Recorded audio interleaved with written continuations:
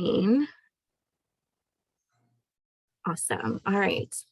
Thank you all so much for being here with us today. My name is Nicole. I am a librarian with the Grundy Library. Today we are going to be talking about light pollution, its effects on humans, on nature and animal life, and as well as different ways that we can help reduce light pollution in our communities. So I'm very grateful and very honored to present to you Mr. Dwight Dulski. Mr. Dwight Dulski is going to be moderating our panel discussion tonight. He is from Bucks-Mont Astronomical Association and has been a member of the club for about 18 years and is involved with public outreach as well as many special projects over the years. And we're very honored and excited to have him here with us leading this panel discussion with our wonderful panelists. So I'm gonna hand it over to you metaphorically since we're virtual. Okay. All right. Thank you, Nicole. So yes, like Nicole kind of alluded to, we are going to have sort of a comment question period at the end of the program.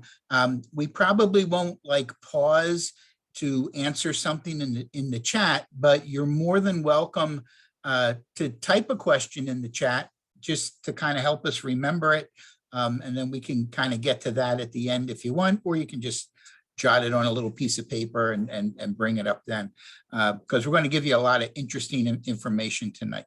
So one of the things is that, you know, astronomers, they don't always agree on some of the science and the theories that, you know, go around with outer space topics. But the one thing that they all kind of agree upon is that light pollution is really a huge problem, and it's getting worse, not getting better. So tonight we have 3 astronomers here from the Bucks-Mont Astronomical Association to talk to us about something that it's silent, it doesn't smell, it doesn't make any noise, and yet it is such a big problem in the sky these days. So first up, we're going to have Francesca Santini to tell us about how light affects our natural world. And then we're going to have Jim Cook, who's going to explain how light pollution affects the science of astronomy. And then finally, Bill DeBell is going to give us some tips on how we can better manage our lights at night. So with that, I'm going to turn it over to Francesca, who's going to get us started. If you have on this side of your screen, if it's like a big panel full of faces, just a little tip, it's up to you. You can do whatever you want. But if you go usually up to the top, there's some little like 1, 2, 3 type icons there. I usually just reduce it down to the speaker, or you can do it to nobody at all, and you'll still be able to hear us for the presentation, but you won't have a big chunk of your screen being taken up by just people. So so we'll go ahead. So Francesca, you can go ahead and take care of getting us started. Okay, well, thank you, Dwight, for the introduction. I will be going over the effect of light pollution on life. So life and light go together, right? If we don't have light, we cannot have life, at least on our planet. And the light that reaches the earth comes from the sun. And this is energy. And what we do is that we have plants. And since the development of plants on our planet, we have been able to capture that energy and store it through the process of photosynthesis. The plants store that energy into protein bond, so that then we can start life. We can create like a food chain, and that energy of the sun gets to all the way up to us human beings. And the light that reaches us is actually just one part of the energy that comes from the sun. It's a small range that we call like the visible light. And since light is a photon, it's made of photon, they move in a massless form and in a waveless, with wave-like property.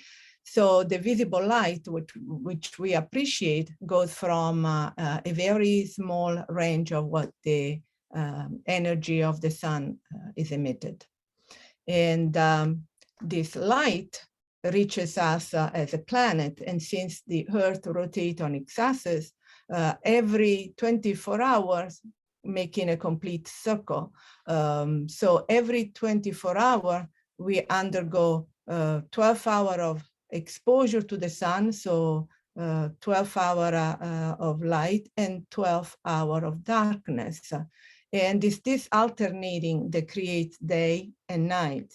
And in addition to these cyclic changes, the Earth is also rotating around, orbiting around the sun. So the orbit of the Earth around the sun, and not being an exact circle, is a little elliptic, creates a change in what we know as the season, because as the Earth goes around the sun, it goes in a moment during which is further away from the sun, and other moment which is closer to the sun. So we have this cyclic change in season, and this is creating different lengths of daytime and nighttime. So we have the alternating darkness, we have different lengths of this light and dark period, and also the energy of this ray coming from the sun, since the axis of the Earth is a little tilted, reaches our planet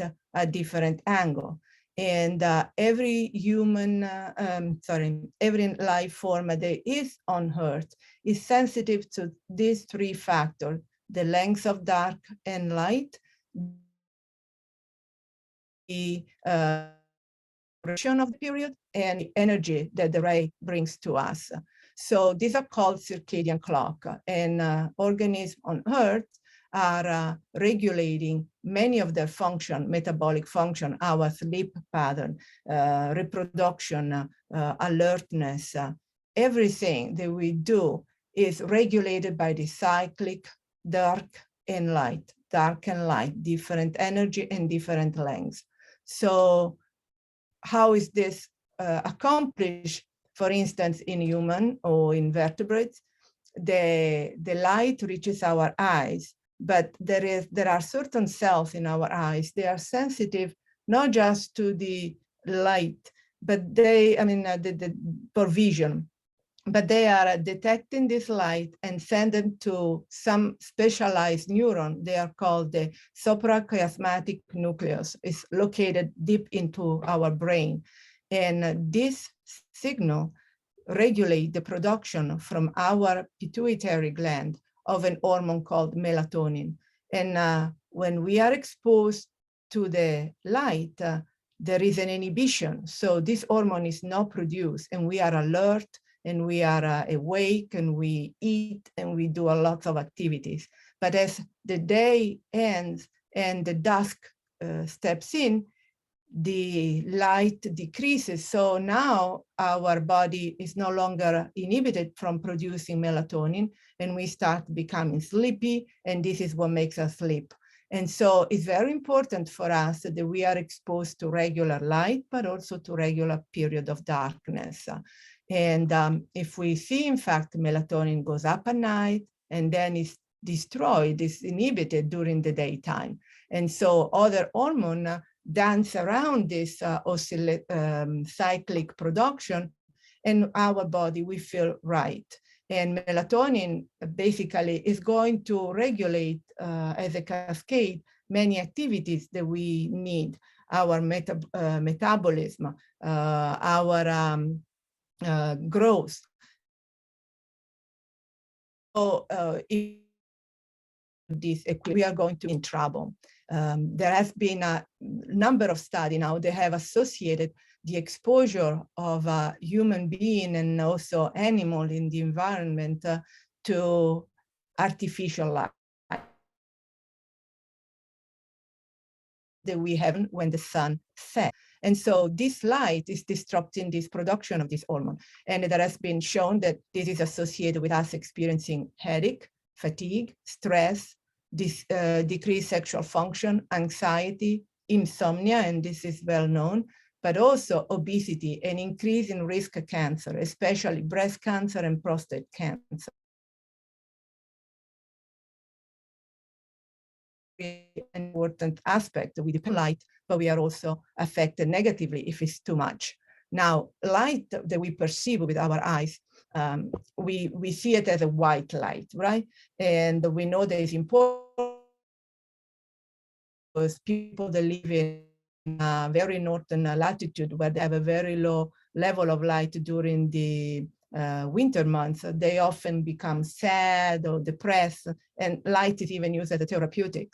But light is more than just a white light. It's also composed of different color, and our eyes can perceive the color of the light because they perceive different wavelengths. So what is now clear, we respond not just to the amount, the periodicity of exposure to light, but also the spectral composition of the color.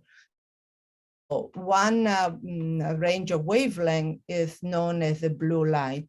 This has been in the media quite a lot in more recent times, because blue light is what is emanating from many of the devices that we utilize, from cell phone, TV screen, computer screen. There is a very large proportion of artificial light that is emitting in this wavelength. And this is unfortunately very, very detrimental for the melatonin. So if we are exposed to this, it's very effective at reducing the level of melatonin in our system. So if we work on computer in the evening, we are affecting the way our body is preparing itself to rest, to go to sleep.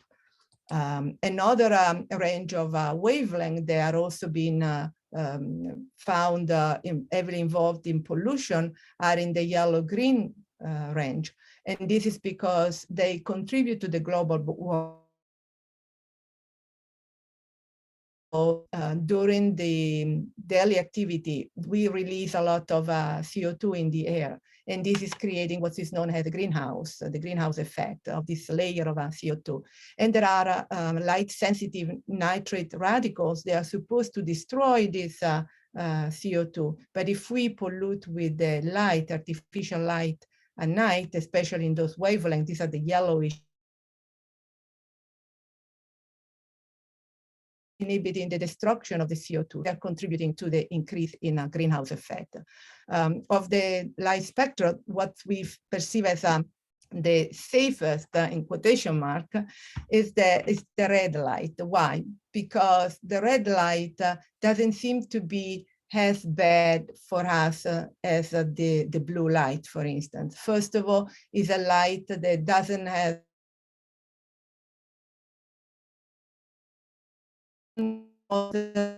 in the atmosphere, so it doesn't seem to affect the night vision. So astronomers love to use red light to help themselves if they're out in the field, because even if they look with to a map using a red light flashlight, their night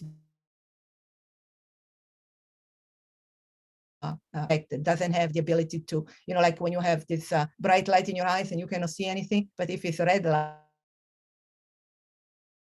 lost the dark adapted vision. So the exposure to this artificial light that we are now enjoying, let's say, in modern society, is not affecting only us as a human being, but also our environment, because it's altering a lot of equilibrium that we have in nature, many ecosystems. If we look at the birds, many songbirds actually migrate depending on the season, right? So if they do migrate, they migrate at night, and they use this the moonlight to guide them in their migratory route. And it has, since during large city emanate and has this big glow of light that's on all night long, many birds are now disoriented, and instead of flying, they go and crash against a high-rising building. And this is a lot. It's not just a small phenomenon. So it between 100 million and 1 billion birds that every year is killed in this type of collision, and this only in the United States. So there has been an effort to sensitize the people to reduce this pollution of light at night. And even locally in Philadelphia 2 years ago, it was in October. So in October, Philadelphia is one of the main migratory roads for the birds. And it was an overcast night. And in a span of very few, in a small town, they saw about 1,000 crop colliding with high-rising buildings. So Philadelphia has adhered to a larger, how do you say, no activity, but an effort to reduce this type of catastrophes, and they call it the light out for Philly, and it's a bird safe effort. So they're asking everyone to reduce the illumination of public building between May, so spring, and again in the fall, to help the bird reaches their destination safely. And another aspect of life that is affected is that of the insects, right? We all know that if you have a very bright light, boom, the insects all gather around, and sometimes unknowingly so. But the problem is that not only this bright light, by attracting certain insects, they make them move from where they would have been to a different area. So there is now scarcity of food for bird in a specific, maybe dark or nocturnal bird, and there is an abundance in another area. So for instance, bat, they seem to have been affected by this movement of food. Also, some of the insects like fireflies, they rely on bioluminescent. They are lit at night. Why? Because they need to mate. They are attracting their mates. And our artificial light are basically destroying this whole careful, like cycle. Along the coast is same situation. We have many species of animals. They are affected by heavy illumination. They are going on because hotels, residents. In an area where we have sea turtles, there has been a very big impact on their nesting behavior, because the turtle lay their eggs on the shore, but then when the baby turtle hatch, what's happened is they are supposed to follow the moon, the ray of the moon, so very specific light, to find the way into the sea. Now they emerge from the egg and they are completely distracted and disoriented by the glare that the residential and the commercial area of the city, they are along the coast. So they end up on highway, they are crashed by trucks, and not just turtle, crabs as well. So another aspect is not just on the land, but also in the sea, in the area. There's marine life.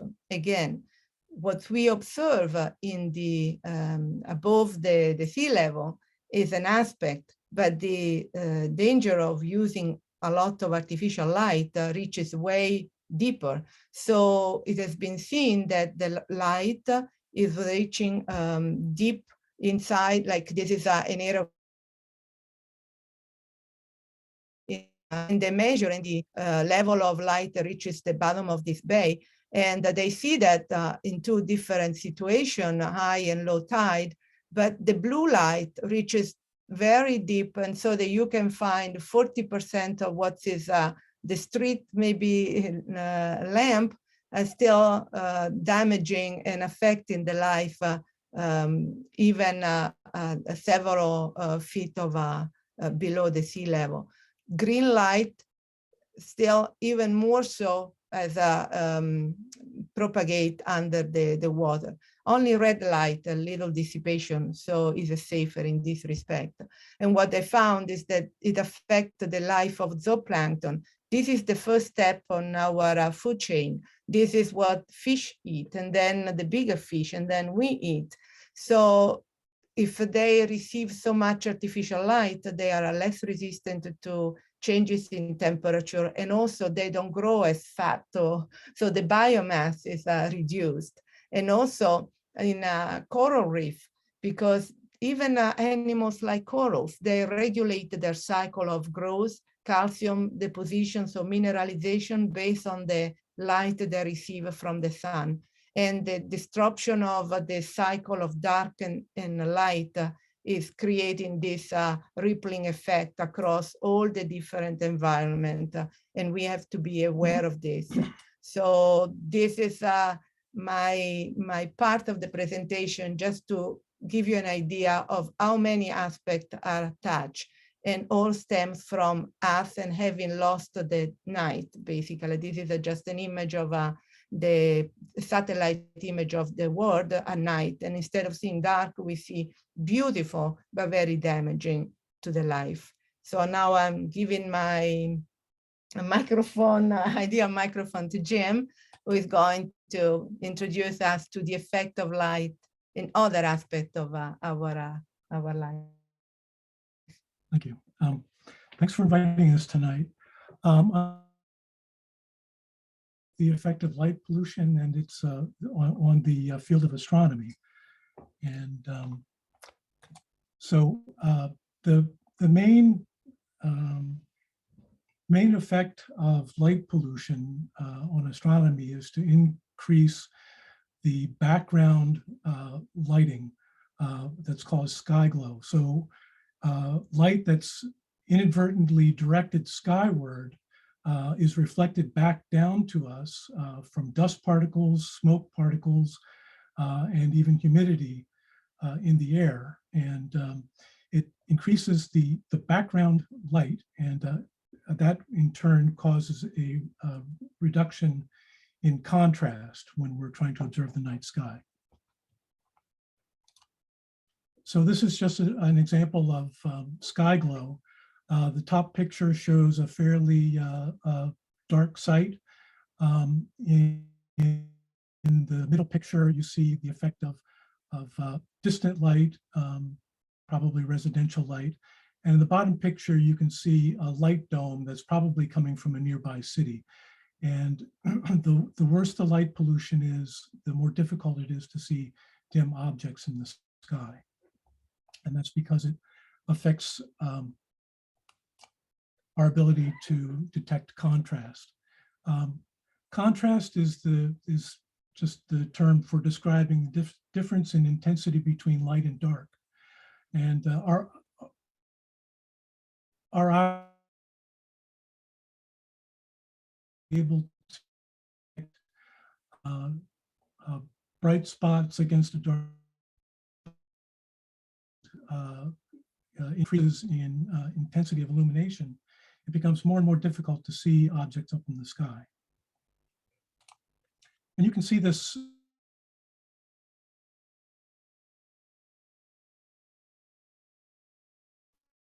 light scattering off of particles in the air. The picture of a coastline. The top picture would be an example of a photo taken during a day of low humidity. And the bottom would be an example of a picture taken under conditions of high humidity, and the sunlight hitting the water dissolved in the air causes it to scatter and reflect in toward the camera lens, and what you see is a reduction in contrast. And the effect of that is that you see much less detail in your picture or your field of view. So how do we estimate the levels of light pollution? This is just one example of a scale that amateur astronomers use. It's a scale from 1 to 9, and with 1 being a very dark sky and Bortle, it's called the Bortle scale. Bortle 8 or 9 would be what you'd experience in the middle of a large city. And you can see this is a very nice illustration of the effect that background illumination, the sky glow, has on our ability to see dim and distant objects. Another way to visualize light pollution is in the form of a heat map. You can probably recognize this is a map of the United States showing the levels of light pollution. And you can see, if you turn your attention to the East Coast, you can see New York and Philadelphia.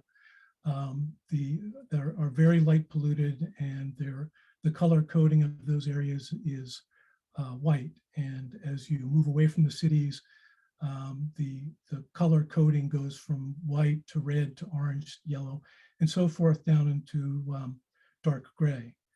And so this is another way to visualize light pollution. If you zoom in on that same map, you can see the level of light pollution in our area. You can see that Grundy Library is located very close to downtown Philadelphia, which is probably Bortle 9, and where you would probably see very little in the night sky. Grundy Library is in a red zone, which is probably about Bortle 7, which means you could see you'll be able to see the brighter stars of some of the brighter constellations. And if you drive north and west for about an hour or so, you can get to a darker site near Lake Nakamixon, which is where our club gathers to do our dark site observing.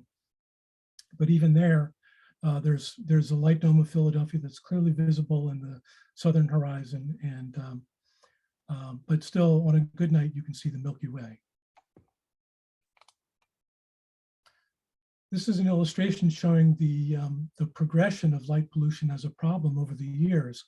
The upper right corner shows the level of light pollution that existed in the late 1950s, and you can see that it's getting progressively worse up until the present day.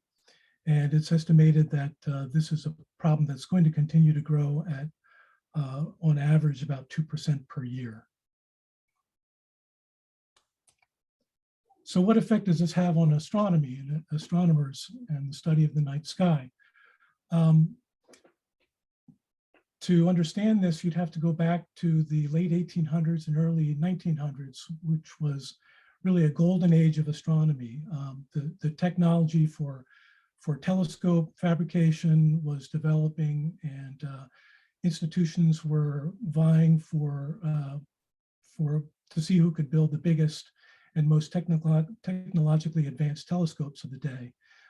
This is a famous one that was inaugurated in 1897, coincidentally the same year that the first electric light bulb was demonstrated. This is the Yerkes Observatory, built by the University of Chicago, a 40-inch telescope that held the record for being the largest telescope in the Western Hemisphere for many years. And this was sited in basically the outskirts of the city of Chicago. At that time, light pollution wasn't even an issue. The only lighting at night was by candle or kerosene lantern. And every night it was a Bortle 1 or Bortle 2 sky. So a professor of astronomy could have his supper, ride out to the observatory in the evening, and do his research all night long on any clear night. This is a light pollution map showing that area as it exists today, and you can see that the proximity to Chicago tremendously impairs the ability to use that observatory as a scientific research instrument. And indeed, this telescope has been decommissioned and is now in the hands of a preservation society and remains open as a museum and an educational center. This is just a timeline. I'm not going to go through this in any detail, but I thought this was interesting.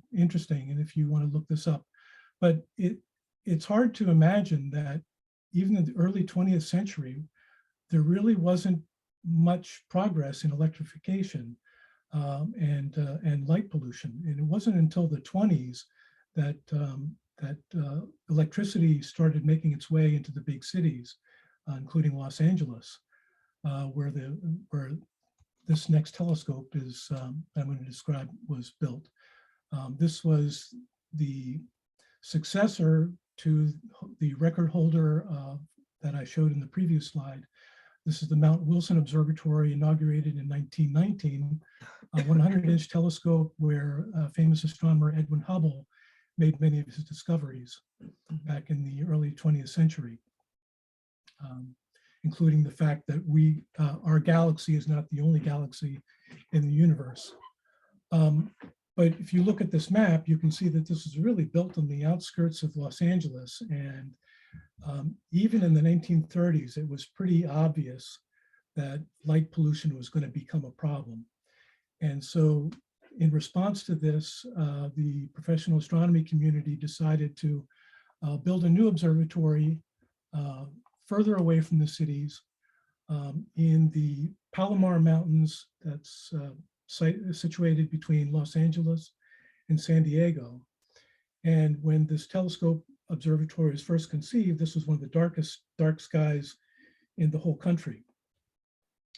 It took a long time to build and was eventually inaugurated in 1948. But even by that time, it was clear that they had underestimated the progression of light pollution. And even though this is still a working research facility operated by Caltech,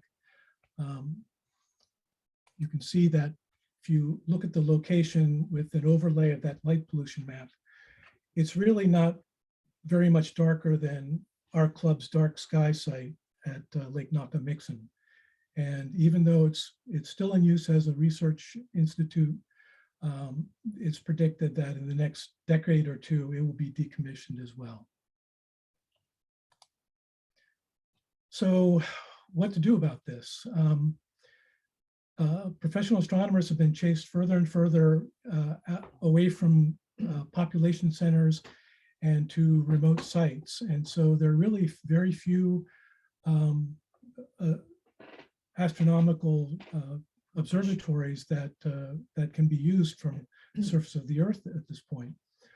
They have to be located in very remote locations, one of which is the Canary Islands, which is a group of islands on the west coast of Africa, far away from most major land masses. Another is the top of a mountain in Hawaii, obviously remote, surrounded by the Pacific Ocean. And another is the high deserts of Chile, where they're building a very large research community with many observatories that are used by institutions the world over. So the effect that this has had on astronomy research is pretty profound. You can imagine the main problem with these remote sites is mainly that they're remote. You have to travel long distances, and it's a very arduous journey to get there. You have to basically stay in a hotel. You're far away from home to use these. To maintain them, they're very expensive because repair equipment, food, facility management, all the materials have to be transported on trucks over mountain roads, and it's very difficult and makes it very expensive. And because there's so few of these, the instrument time is very limited, so that astronomers all over the world, in order to get instrument time, have to write a proposal, a research proposal, and submit it to oversight committees who decide which research proposals are worthy of instrument time. And so if you're a professor of astronomy, you may be lucky enough to get a week or 2 weeks of instrument time. And if you don't get good weather during your 2 weeks, that's tough luck. You try again next year. So the net effect of this is it really slows the pace of discovery. And there's one last threat to professional astronomy, which has just become apparent recently, and that's the Starlink satellite network. This is one of several satellite networks that's being deployed currently. It's projected that there will be thousands of these orbiting in low Earth orbit over the next few years. The goal of this is to provide internet access to the entire world. But the problem is that these satellites are very reflective of sunlight. And so when they're passing overhead, you can actually see them by eye. It used to be fairly rare that I'd be out in the backyard looking through my telescope and I'd see a little satellite travel through my field of view. But in the last couple of years, that happens several times a night now, and sometimes even more often. But professional astronomers at these mountaintop observatories now, when they take time-lapse photographs, they end up with these streaks of light that show up in their images and obscure the data that they're trying to collect. So this is a recent problem. There's really not a whole lot we can do except by maybe exerting some political pressure through our representatives, but I just thought I'd make people aware of it. The effect of this is that it cuts down on the number of hours that are free of this form of light pollution every night. So it's a smaller and smaller window of opportunity for astronomers to view the night sky. So with that, I'll turn it over to Bill Dubell, who's going to talk about what steps that we can take to hopefully do our part in addressing this problem. Thanks, Jim, and thanks to the Grundy Library and Nicole for giving me the opportunity to talk about this, for giving us the opportunity to talk about this. So I'm going to start right off by saying that outdoor lighting isn't bad. It's an absolute requirement for our modern lifestyle, but we would submit that lighting in excess of what is needed to carry out those activities and light pollution. And as Jim and Francesca have pointed out, it's increasing at an alarming rate. So what I want to talk about is what we can do to reduce light pollution at home, in our businesses, and in our communities. And the solution, in the words of the International Dark Skies Association, or IDA, as I'll refer to them subsequently, is to light to protect the night. So what are the indicators of light pollution, of wasted light? The first one is glare. And this is what you notice more or less at your eye level. It's a sensation produced by excessively bright light that hampers vision, causes annoyance or unsafe conditions, such as when you're driving or walking and you can't see, oncoming cars or whatever. It's also very annoying if you're trying to look through your telescope in your front yard and your neighbor's big front porch light is causing glare and keeping you from dark adapting. The second one is light trespass. And this is nuisance light from poorly aimed lighting that goes where it's not needed or wanted, such as onto a neighboring property or into your windows. And the third one that we've already talked about a lot is sky glow. That's a result of upwardly directed light interacting with moistures in the atmosphere and preventing us from seeing the stars as they really are.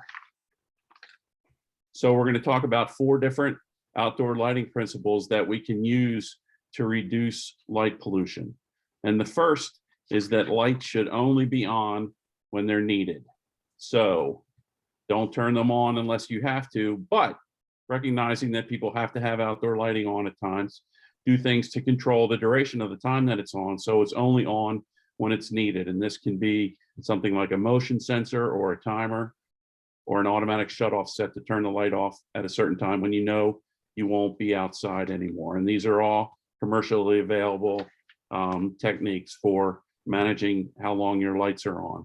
And what you want to avoid is this at 11 o'clock at night when everybody's in for the night, but all that light is being sent up to interfere with astronomers and birds and everything else. So then the next concept is to illuminate only the area where the light is needed. So this is a picture of the King of Prussia sky glow taken from the Pennsylvania Outdoor Lighting Council website. So clearly from this picture in the King of Prussia area, there's a lot of light that's being sent where it doesn't need to be. So we've already talked a little bit about sky glow, but this shows how lighting around our homes and businesses can contribute to sky glow. So on the left, we have a house with some outdoor lights with no shielding, so the light is going up and interacting with the sky. And The second one is a floodlight that's pointed straight up.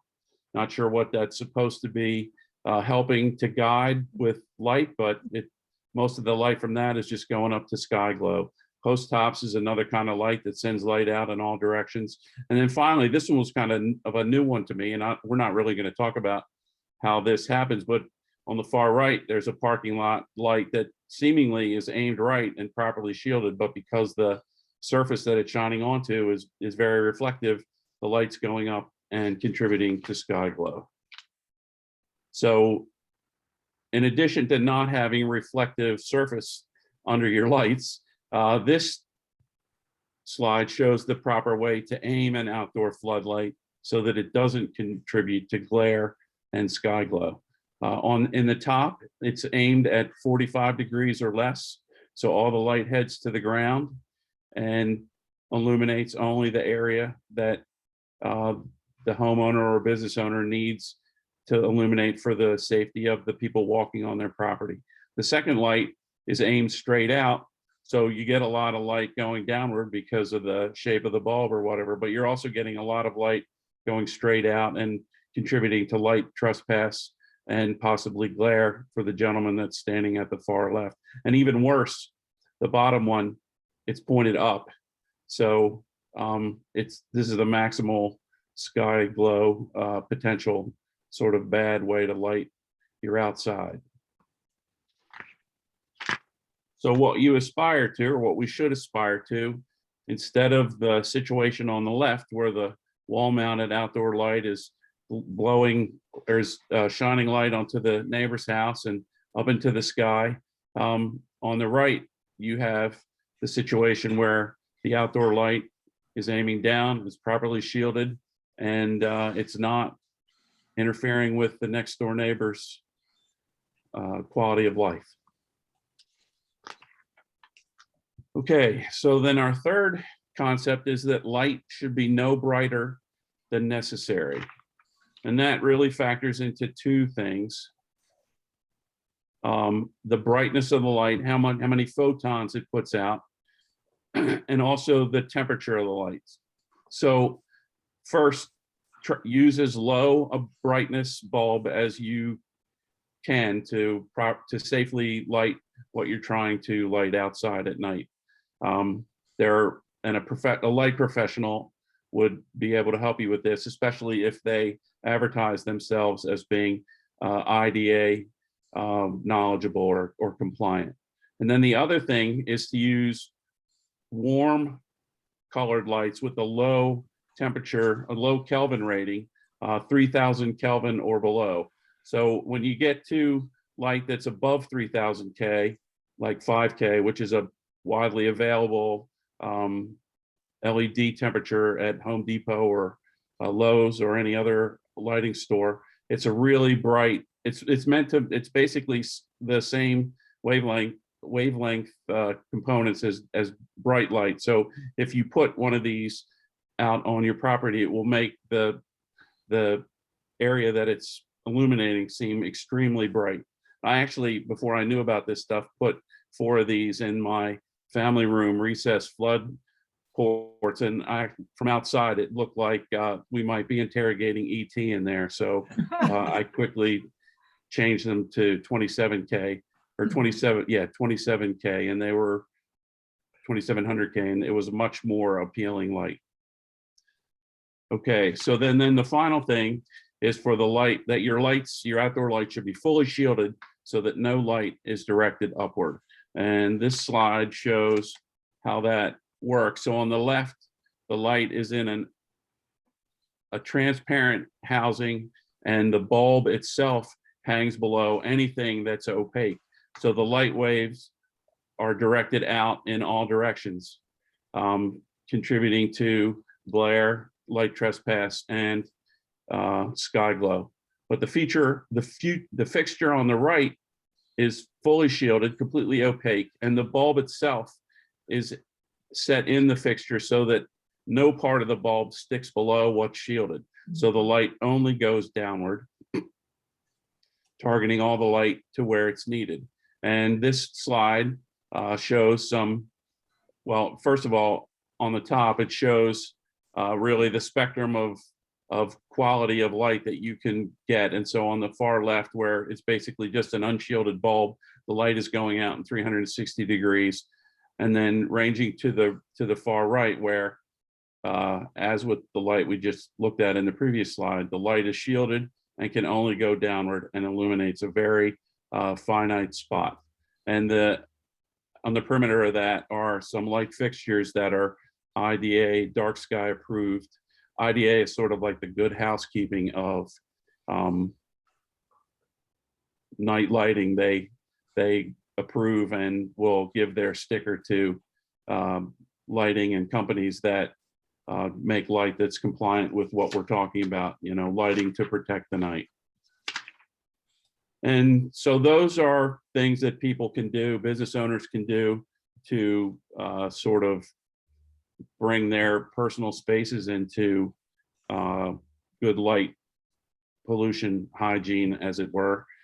This next slide talks about what I think is really going to be critical to this, and that's municipalities, governments taking a stand and deciding that they're going to be a part in light pollution mitigation, because truthfully, most of the light that's polluting the night is not coming from people's front yards. It's coming from big cities and towns and you know, communities where the light is controlled by a government, say. So first, I'd like to highlight the city of Flagstaff, Arizona. So they, the IDA has this dark sky community program, and the city of Flagstaff was the first community to come into compliance with their standards for dark sky lighting, and that happened in 2001. So as a result of this, the city zoning codes require dark sky compliant lighting, and they prepare a report. The city personnel actually prepare a report. It's not a third party who does it, which they submit to the IDA to verify that they're still within the standards for the IDA dark sky community, and to keep that designation that they can put on signs and to show to businesses and tourists. So clearly they've come to the conclusion that it's in their interest to reduce light pollution. And closer to home, the city of Pittsburgh just last year passed a dark sky ordinance. And as part of that, what they're going to do is they've mandated that any future street lighting and municipal lighting has to be dark sky compliant. But they're also replacing 35,000 high pressure sodium street lights with dark sky compliant LEDs. So that's warm temperature, downwardly directed LEDs. And then they're also replacing 5,000 previously installed 5,000K LEDs with dark sky compliant LEDs. And the Pittsburgh Zoo and the PBG Aquarium, the Phipps Observatory and Botanical Gardens, and the National Aviary, which are all well-known Pittsburgh institutions, have also agreed to adopt the ordinance on their properties. So it's hoped that the Pittsburgh is hoping that they'll be able to bring the Milky Way back to a 20-minute drive rather than a 2-hour drive away from town. And so my last slide is it shows what I think we're aspiring to in this with this effort and this hoping to help achieve with this talk. This is a house in suburban Toronto that I got from the Philadelphia Outdoor Lighting Council.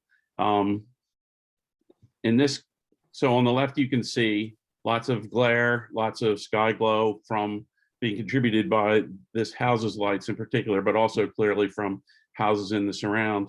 But then the power went out, and clearly they have a generator because they have lights on inside, but all the outdoor lighting is gone, and all of a sudden the Milky Way is revealed. It's not that it wasn't there before, you just couldn't see it because of all the sky glow.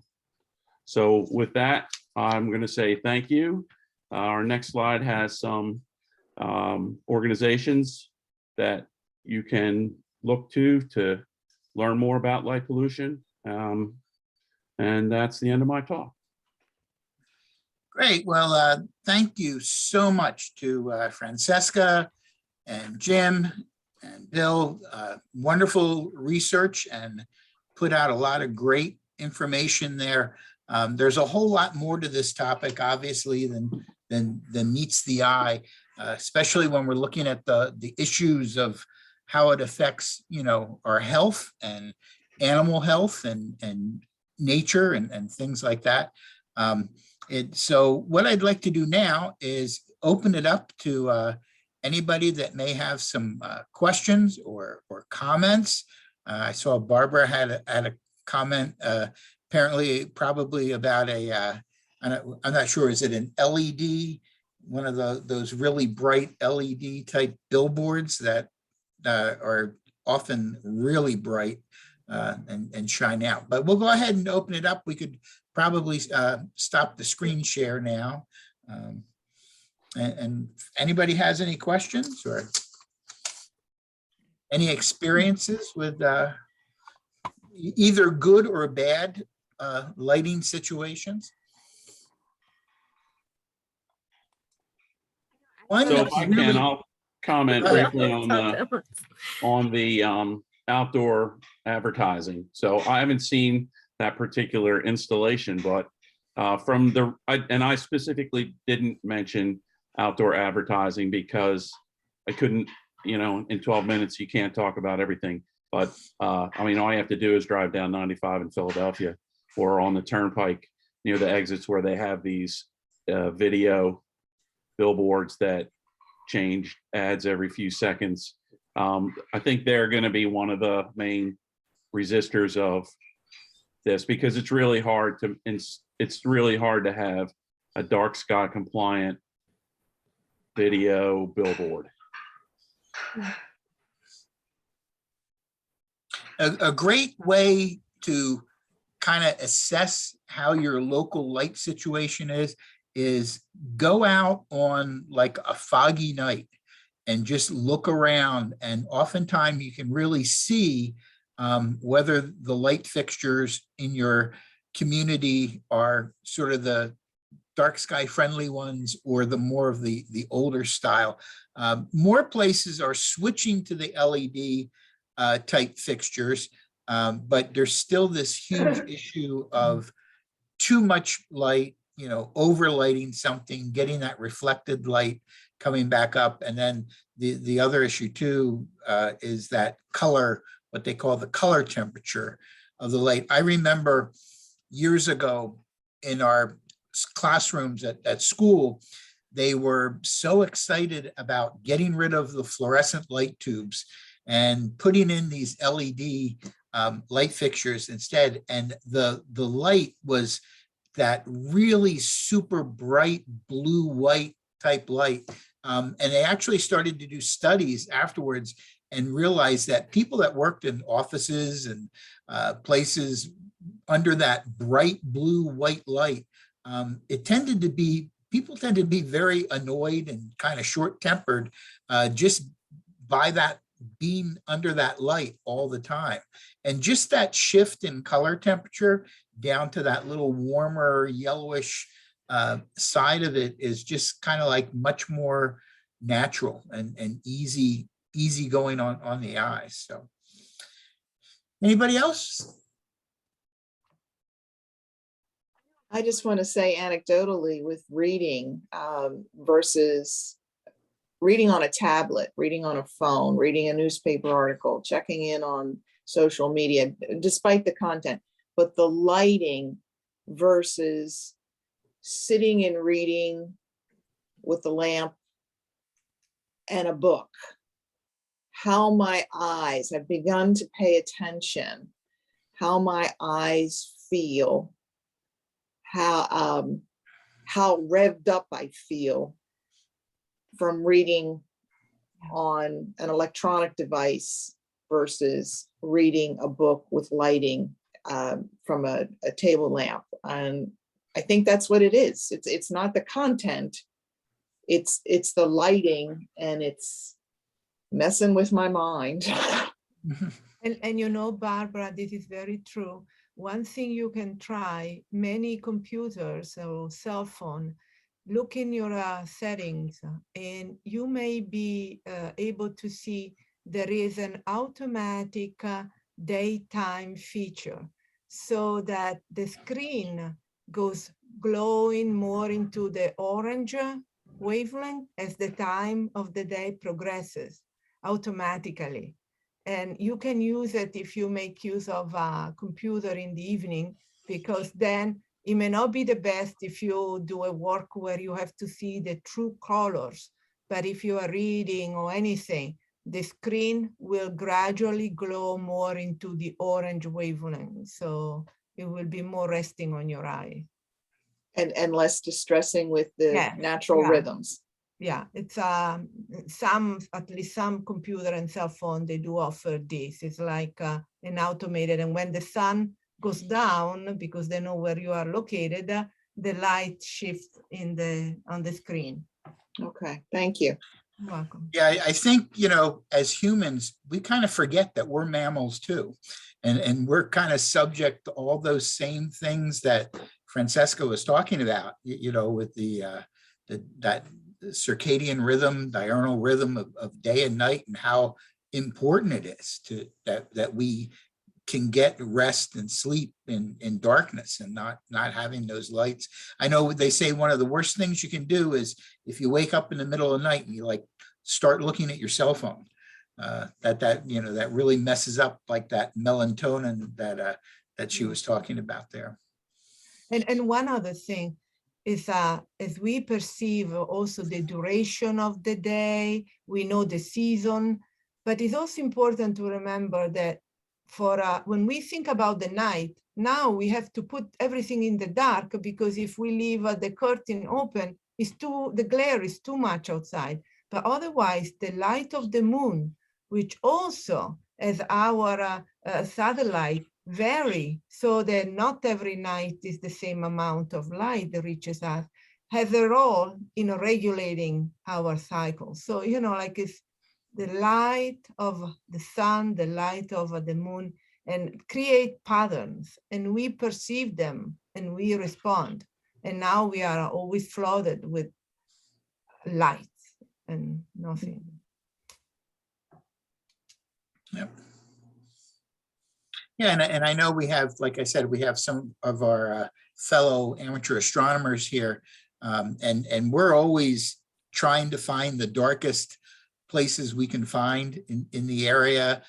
We usually specifically try to go out when the moon is not in our like early evening sky or around new moon, just to try to get as dark conditions as possible so that we can see those little faint stars and nebula and things like that. That was a great slide that Jim had up on there. There was sort of a gray scale in the background and some stars scattered, and you could really see the difference of how much easier it is to see those stars against the darker background than it is the lighter background. And that's the one kind of unfortunate thing about living where we do, like in Bucks and Montgomery County, is we have that huge light dome of Philadelphia in our southern sky. And it gets to be very difficult to see things, especially down low near the horizon in our southern sky. We either have to wait till it's later in the night or a different season till it gets higher up. But definitely makes a difference. And I know Larry does a lot of astrophotography, and again, you know, a lot of the issues, you know, trying to get darker skies with that, and then also the satellite issues as well are increasing. So cool. I just had one more comment, if I Sure. may. In your opening remarks, I think you said something about the lights not having much sound. And I think I would disagree with that. Just again, I don't go out and measure sound emanating from various light standards, etc. But just in my own house, I can hear some of the lights buzzing, if you will, when they're on. And when, of course, you shut them off, it's gone. I wonder about the cumulative effect of that kind of sound from the light standards, from the outdoor lighting, and that effect on us, critters, and all the cycles. Oh, yeah, yeah, certainly there could be humming from the various fixtures and things, and I'm sure that, yeah, in an outdoor environment, that could definitely affect some things. Just the way that the light interferes with the navigation principles and things like that. You know, yeah, I think we've all experienced some humming, like fluorescent light fixtures and things like that can be very annoying. And the thing with the LED, the thing that has made it even more problematic in recent years is LEDs have, you know, they come with this promise of being very cheap and inexpensive, and they say that they last for, you know, years and years and years. You never have to replace the LED, which is true. But the one issue they have that they don't talk about is that the electronics that are in a lot of these LED light fixtures, they do wear out a lot faster than the little LED light emitting diodes do.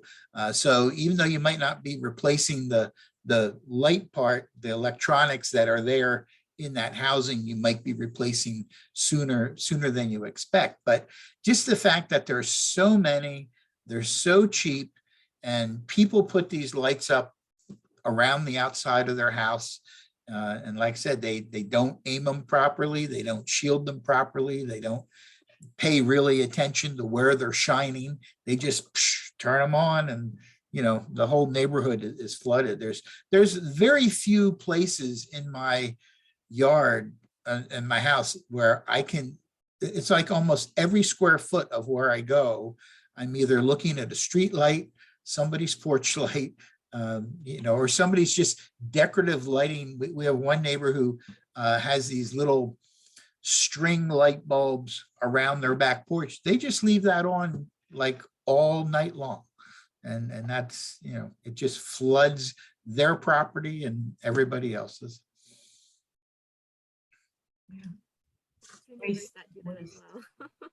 They have their lights on, but they usually shut theirs off around 11 or 12, but they do keep them on for a long time. Usually whenever I'm outside, I have a flashlight, because when I take the dog out, so we don't really have much lights on. This has been so fascinating. Like, I think the biggest thing for me, and probably more for my generation, outside of the fixtures in our neighborhoods and in our cities, is the personal device situation, because so many of us in my generation are addicted to our devices.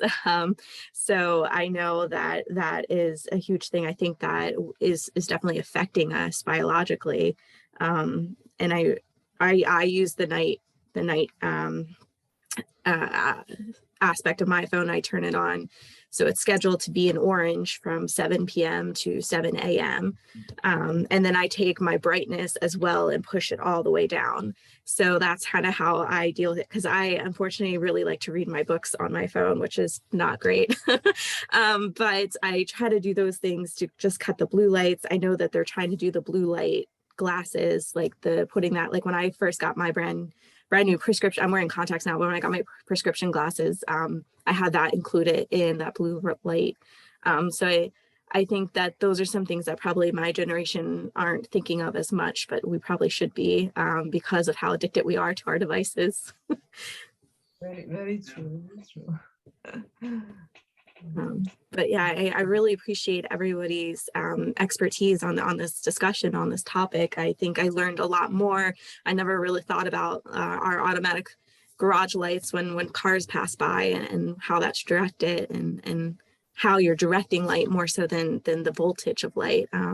Even with like my car has, which I don't have as much control with, but like the headlights are definitely, I've seen how are getting brighter and brighter.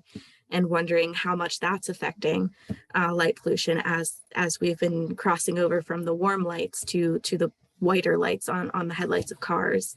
It's definitely something to think about. Yeah. Oh, And absolutely. the other thing, I mean, it's so unfortunate too that so many people, particularly in this area, have not really seen the Milky Way in the night sky, because it's just obliterated out by light pollution. Unless you've been fortunate enough to travel to some really, really dark skies, mostly, you know, out west and things like that. There are some places in Pennsylvania as well, where you can really be just blown away by what's really up there. And the problem is you don't really know what you're missing if you have never seen that. You know, with Or night. like in the last slides of Bill, where he was showing the house, it was shown during a blackout. So maybe, is it called blackout? Yeah. So if you have a blackout, maybe then we can see the, Yeah. the Milky Way from our A location. blackout or a total eclipse. They're pretty much the only times now that light pollution isn't affecting. And obviously, blackouts come with their own issues for people who depend on electricity. And eclipses are vanishingly rare, so, and also highly localized. So it's not really a good strategy, but I kind of wish I'd had my telescope when we had the big blackout a few years ago. I would have found some place to take it. Mm. But they did some study there already during the COVID shutdown all around the world because of less traffic, places where there was no traffic. So the darkness had increased in area they had not seen it in a very long time. So you never know. But as Dwight was mentioning, one need to know what you are missing to appreciate and do something to regain. And perhaps this type of talk, this type of initiative will bring a little more awareness. So to what we can do, we can ask our representative to do. So. Yeah. And we can all start certainly making some changes in our own lifestyle and around our own homes and things like that. Sure. Yeah. Yeah, there was a comment that Larry had mentioned about Cherry Springs State Park up in Potter County. I know when Jim had the map of the eastern United States and all the light pollution on there, there was a little marker in a little dark spot. That's really one of the darker places, well, probably like the darkest place you can certainly go in Pennsylvania to see super dark skies. One thing that you notice in Cherry Springs is if a cloud goes over at night, the cloud is just a dark patch in the sky. But down around this way, if you go out at night, and even if there's no moon in the sky and you look up and you see clouds, there's like white clouds in the sky in the middle of the night. And that's just reflected light that's coming up from the ground and lighting up those clouds. And because clouds don't give off light, it's just reflected. So, well, very good. Again, thanks so much. Bill and Francesca and Jim, they did a great job on all their research there. And so Nicole, like I said, if we can help you guys out again sometime, let us know, and good luck. I hope those kits go out and people start using those and enjoying those. You know, yeah, we'll probably add something in the comments about it. I know because everyone here is part of our group still. I think a few people have passed so on to next activities. So I'm going to be sure to include information about the kits at the end. And I just appreciate all of your time and your expertise putting together that wonderful presentation about such an important topic that just really gets you thinking. And hopefully when we are able to share it out to the community online, we'll be able to garner some more discussion around it as well.